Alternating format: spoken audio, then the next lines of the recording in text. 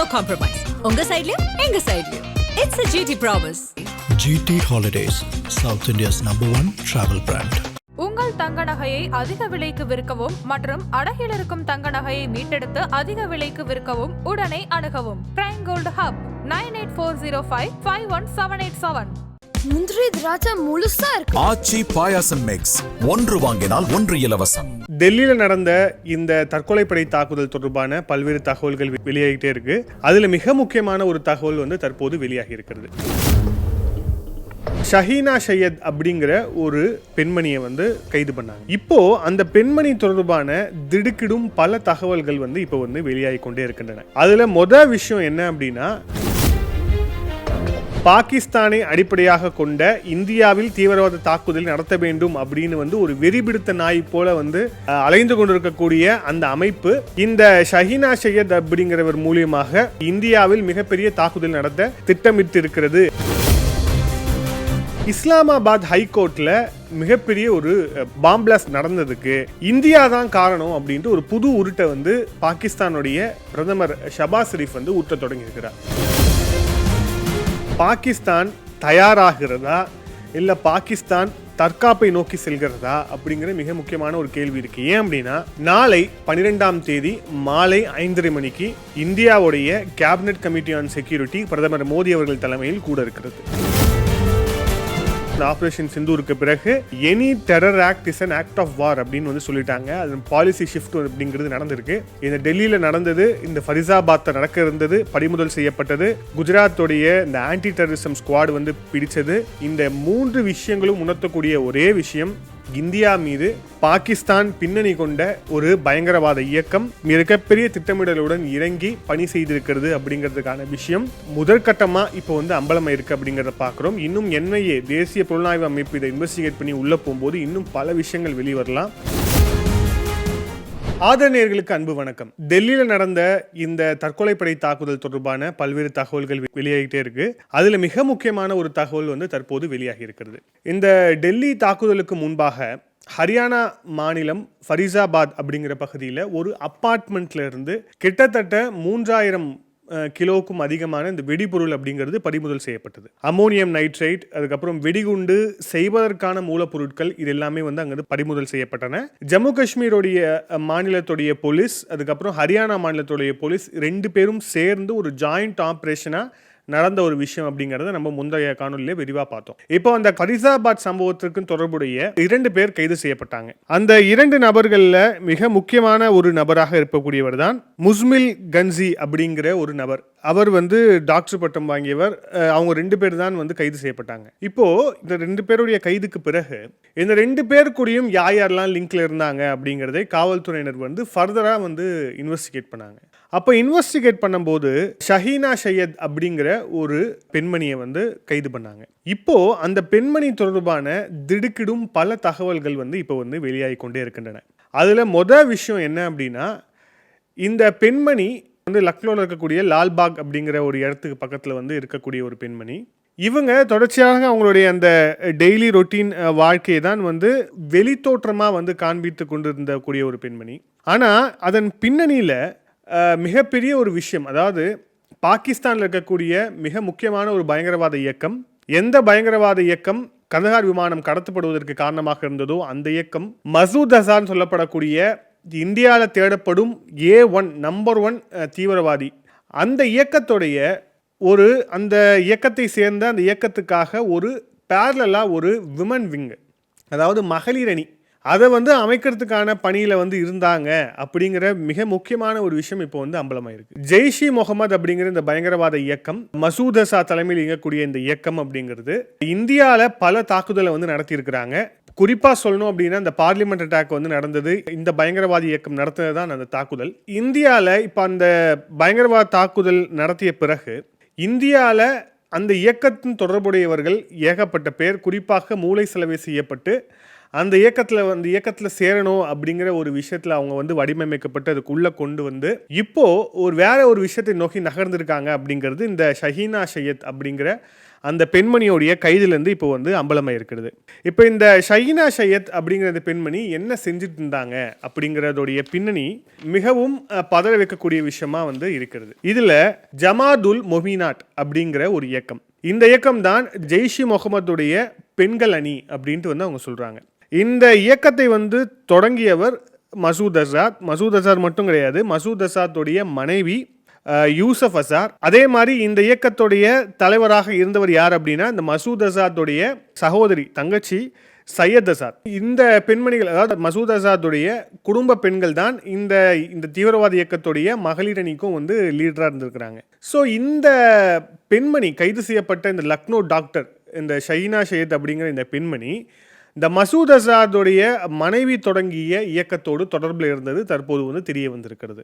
அது மட்டும் இல்லாமல் என்ன மிக முக்கியமான விஷயங்கள் தெரிய வந்திருக்கு அப்படின்னா, அப்போது இவங்க தான் பாகிஸ்தான்ல இருந்து இயங்கக்கூடிய அந்த பயங்கரவாத இயக்கத்திடமிருந்து தகவல்களை வாங்கி இவங்க தான் இந்த ஒட்டுமொத்த கான்ஸ்பிரசிக்கும் வந்து ஒரு தலைவராக ஒரு ஆப்ரேட்டிவ்னு சொல்லுவாங்க இல்லையா, அதாவது அவருடைய மெயின் கான்ஸ்பிரேட்டர், அதாவது சதி செய்யக்கூடிய நபர் அப்படிங்கிறது வெளிநாட்டில் இருப்பார். ஆனால் அந்த சதியை வந்து ஃபீல்டுக்கு போய் நிறைவேற்றக்கூடிய ஒரு நபர் அப்படிங்கிறவர் வந்து எந்த நாட்டில் தாக்குதல் நடத்துவாங்களோ அந்த நாட்டிலே இருப்பார். பெரும்பாலும் அந்த நாட்டுடைய குடிமகனாகவே இருப்பார்.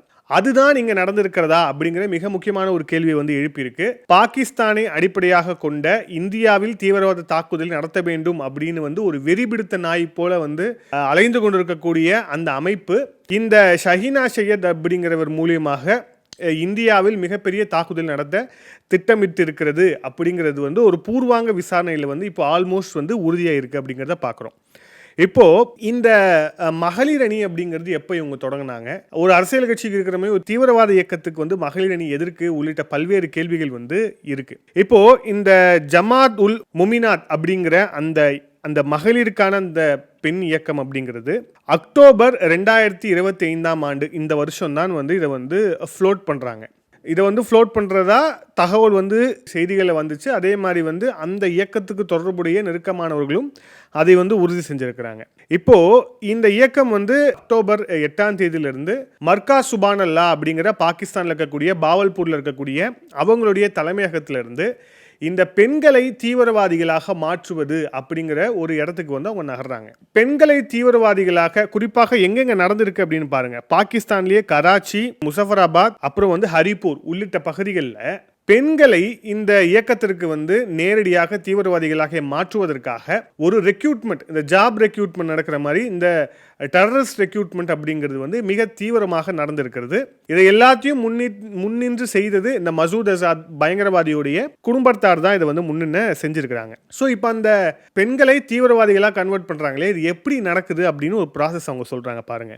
ஆன்லைனில் ஒரு 40 நிமிஷம் ஒரு கிளாஸு, இந்த 40 நிமிஷம் ஒரு வீடியோ, அதை நீங்கள் வீடியோன்னு எடுத்துக்கலாம், இல்லை ஒரு கிளாஸ்ன்னு எடுத்துக்கலாம், நீங்கள் என்னவா வேணால் எடுத்துக்கலாம்.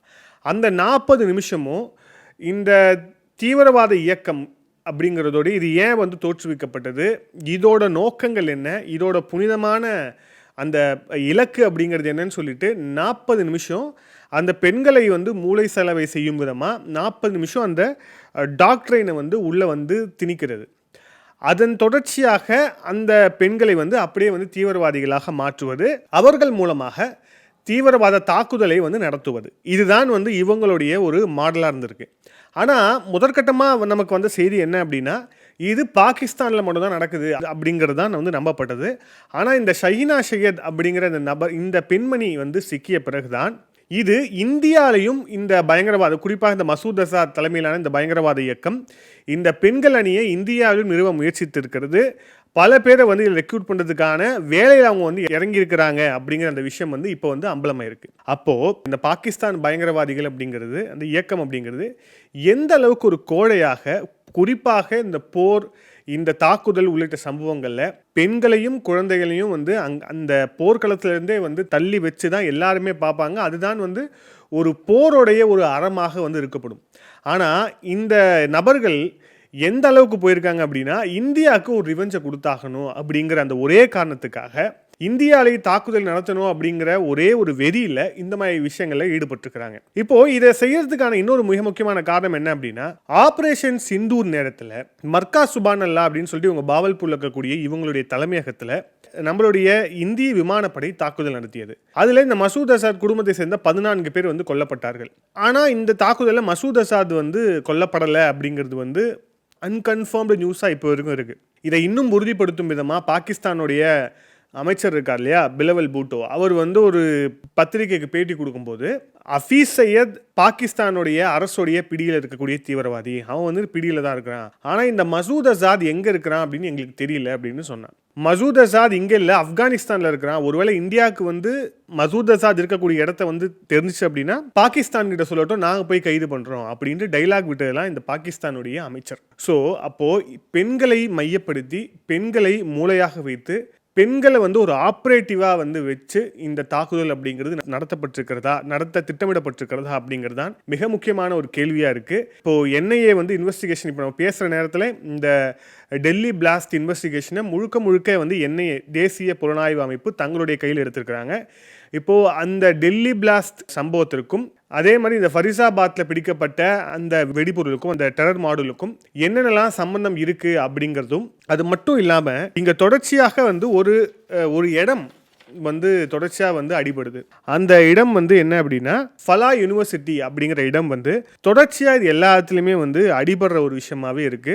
ஸோ இப்போ வந்துட்டு இருக்கக்கூடிய சில செய்திகள் அடிப்படையில் பார்த்தோம் அப்படின்னா, இந்த யூனிவர்சிட்டியை மையப்படுத்தி, இந்த யூனிவர்சிட்டி மூலியமாக தான் இந்த பயங்கரவாத தாக்குதலுக்கான இந்த ஃபண்ட்ஸ் அப்படிங்கிறது மொபிலைஸ் பண்ணாங்களா அப்படிங்கிற ஒரு கேள்வி வந்து இருக்கு. அந்த கேள்விக்கான பதில் அப்படிங்கிறது என்னவா இருக்கும் அப்படிங்கிறது வந்து நம்ம இன்வெஸ்டிகேஷனுடைய முடிவில் தான் நமக்கு வந்து அது வந்து தெரிய வரும். இந்த பதிவோட இறுதியா மிக முக்கியமான ஒரு விஷயம் பார்க்கலாம். டெல்லியில இந்த தாக்குதல் சம்பவம் நடந்த பிறகு இதற்கு யார் காரணம் அப்படின்னு இன்வெஸ்டிகேஷன்லாம் ஒரு பக்கம் வந்து மிக தீவிரமாக நகர்ந்து கொண்டிருக்கிறது. இப்போ வரைக்கும் ஆஸ் ஆஃப் நவ் இப்போ வரைக்கும் கிடைக்கக்கூடிய தகவலின் அடிப்படையில் வைத்து பார்க்கும்போது ஜெய்ஷி முகமது அப்படிங்கிற அந்த பயங்கரவாத இயக்கம் இதன் பின்னணி இருக்குமோ அப்படிங்கிற ஒரு சந்தேகம் வந்து எழுந்திருக்கிறது. ஆனா இப்போ வரைக்கும் அந்த இயக்கம் வெளிப்படையாக வந்து நாங்க தான் இதை செஞ்சோம் அப்படின்னு கிளைம் பண்ணல. வழக்கமா இந்த மாதிரிலாம் வந்து கிளைம் பண்ணுவாங்க. ஆனா இங்க வந்து அது வந்து கிளைம் பண்ணல அப்படிங்கிறத பார்க்குறோம். இப்போ இதன் தொடர்ச்சியா பாகிஸ்தான்ல சில நிகழ்வுகள் வந்து மிக வேகமாக வந்து நடந்து கொண்டிருக்கு. அது என்ன அப்படின்னு பார்ப்போம். ஃபர்ஸ்ட் விஷயம், இஸ்லாமாபாத் ஹைகோர்ட்ல மிகப்பெரிய ஒரு பாம் பிளாஸ்ட் அப்படிங்கிறது நடந்திருக்கு. இப்போ இந்தியாவில் பாம் பிளாஸ்ட் அப்படிங்கிறது மிகவும் அரிதான ஒரு விஷயம். ஆனால் பாகிஸ்தானில் பாம் பிளாஸ்ட் அப்படிங்கிறது அவங்களுக்கு தீபாவளிக்கு பட்டாசு அடிக்கிற மாதிரி தான். அவங்களுக்கு அந்த விஷயம் வந்து ரொம்ப இயல்பான ஒரு விஷயம். ரோட்டுக்கு ரோடு தீவிரவாதி, வீட்டுக்கு வீடு எக்ஸ்ட்ரீமிஸ்ட்னு வச்சிருந்தா ஒரு நாள் இல்லை பல நாள் எப்போ வேணால் எங்கே வேணால் குண்டு வெடிக்குங்கிறது அந்த நாட்டுக்கு ஒரு சகஜமான ஒரு கலாச்சாரம். ஆனால் இப்போ இந்த பாகிஸ்தானில் குறிப்பாக இந்த இஸ்லாமாபாத் ஹைகோர்ட்டு வெளில வந்து இந்த பாம் பிளாஸ்ட் நடந்ததுக்கு இந்தியா தான் காரணம் அப்படின்ட்டு ஒரு புது உருட்டை வந்து பாகிஸ்தானுடைய பிரதமர் ஷபாஸ் ஷெரீஃப் வந்து ஊற்ற தொடங்கியிருக்கிறார். இதோட பின்னணியில் இருக்கக்கூடிய விஷயங்கள் என்ன அப்படிங்கிறத நாம் இன்னும் வரக்கூடிய காணொலிகளை பார்க்குறோம். ஏன் வந்து இந்த தாக்குதலை வந்து நம்ம இந்தியாவை வந்து குறை சொல்கிறாங்க, இந்தியா மேலே திருப்பறதுக்கான இந்த வேலையை இவங்க ஏன் செய்கிறாங்க, அதன் பின்னணியில் என்ன இருக்குது அப்படிங்கிறத நம்ம வந்து பொறுத்துட்டு இருந்து பார்க்கணும். அதற்கு முன்பாக பாகிஸ்தானுடைய இந்த ஏர்ஃபோர்ஸ் அப்படிங்கிறது எவ்வித முன்னறிவிப்பும் இல்லாமல் ஒரு ட்ரில்லை வந்து கண்டக்ட் பண்ணியிருக்கிறாங்க. ட்ரில் அப்படின்னா போர் நடக்க போகுது அப்படின்னா போருக்கான ஒரு ஆயுத்தம்னு வச்சுக்கலாம். ஸோ அவங்க வந்து இந்த ஏர்ஃபோர்ஸ் வந்து ஒரு ட்ரில்லை வந்து கண்டக்ட் பண்ணியிருக்கிறாங்க. பயணிகள் விமானம் வந்து அவங்க ட்ரில் கண்டக்ட் பண்ணக்கூடிய இடத்துல இருந்து டைவர்ட் பண்ணி விட்டுருக்காங்க. அவங்களுடைய அந்த ஏர் ரூட்டுக்கான அந்த மேப்ஸ்லாம் வந்து இப்போ வெளியே இருக்கு அப்படிங்கிறத பார்க்குறோம். இதை ஏன் இப்போ பாகிஸ்தான் செஞ்சுட்டு இருக்கிறாங்க அப்படிங்கிறது மிகப்பெரிய ஒரு கேள்வியாக இருக்கிறது. ரெண்டாவது, லாகூர்ல இருக்கக்கூடிய ஒரு சில பகுதிகளில் பெரிய இந்த டேங்கர்ஸ் வந்து ஒரு பகுதியிலேருந்து இன்னொரு இடத்துக்கு மூவ் ஆகிறதுக்கான இந்த வீடியோஸ் வந்து வெளியே இருக்கு. ஸோ பாகிஸ்தான் ஏதோ ஒரு விஷயத்துக்கு தயாராகி கொண்டிருக்கிறதா அப்படிங்கிற ஒரு கேள்வியவும் இந்த செய்திகள் அப்படிங்கிறது எழுப்பியிருக்கு. இன்னொரு விஷயம் பாருங்க, பலூச்சிஸ்தான்ல இருக்கக்கூடிய எல்லா போக்குவரத்தையும் நவம்பர் 12ஆம் தேதியிலிருந்து 14ஆம் தேதி வரை எல்லா போக்குவரத்தும் வந்து முடக்கப்பட்டிருக்குது. ஸோ எந்த போக்குவரத்தும் போகாது. குறிப்பாக இந்த ட்ரெயின் அப்புறம் இந்த பஸ்ஸுன்னு சொல்லிட்டு எந்த போக்குவரத்தும் வந்து நவம்பர் 12ஆம் தேதி முதல் 14ஆம் தேதி வரை பலூச்சிஸ்தானுக்கு எந்த ஒரு போக்குவரத்தும் போகாது அப்படிங்கிறது தெரிய வந்திருக்கு. அப்போது பாகிஸ்தான் தயாராகிறதா இல்லை பாகிஸ்தான் தற்காப்பை நோக்கி செல்கிறதா அப்படிங்கிற மிக முக்கியமான ஒரு கேள்வி இருக்குது. ஏன் அப்படின்னா நாளை 12ஆம் தேதி மாலை 5:30 மணிக்கு இந்தியாவுடைய கேபினட் கமிட்டி ஆன் செக்யூரிட்டி பிரதமர் மோடி அவர்கள் தலைமையில் கூட இருக்கிறது. இப்போ நம்ம பேசிட்டு இருக்கும்போது பிரதமரும் நம்மளுடைய தேசிய பாதுகாப்பு ஆலோசகர் அஜித் தோவல் அவர்களும் பூட்டானில் வந்து இருக்கிறாங்க. ஸோ அங்கே வந்து அரசுமுறை பயணமாக போயிருக்கிறதால அங்கே வந்து சில முக்கியமான கையெழுத்திட வேண்டிய பணிகள் இருக்கிறதால அவங்க அங்கே போயிருக்கிறாங்க. இப்போ நாளைக்கு வந்த உடனே இந்த கேபினட் கமிட்டி ஆன் செக்யூரிட்டி அப்படிங்கிறது கூட இருக்குது. இது கூடிடுச்சு அப்படின்னா மிக முக்கியமான முடிவு அப்படிங்கிறது இதில் எடுக்கப்படும். ஏற்கனவே இந்தியா பல இடங்களில் வந்து சொல்லியிருக்கு, குறிப்பாக அந்த ஆப்ரேஷன் சிந்தூருக்கு பிறகு any terror act is an act of war அப்படின்னு வந்து சொல்லிட்டாங்க. அது பாலிசி ஷிஃப்ட் அப்படிங்கிறது நடந்திருக்கு. இந்த டெல்லியில் நடந்தது, இந்த ஃபரிசாபாத்தில் நடக்க இருந்தது, பறிமுதல் செய்யப்பட்டது, குஜராத்துடைய இந்த ஆன்டி டெரரிசம் ஸ்குவாட் வந்து பிடிச்சது.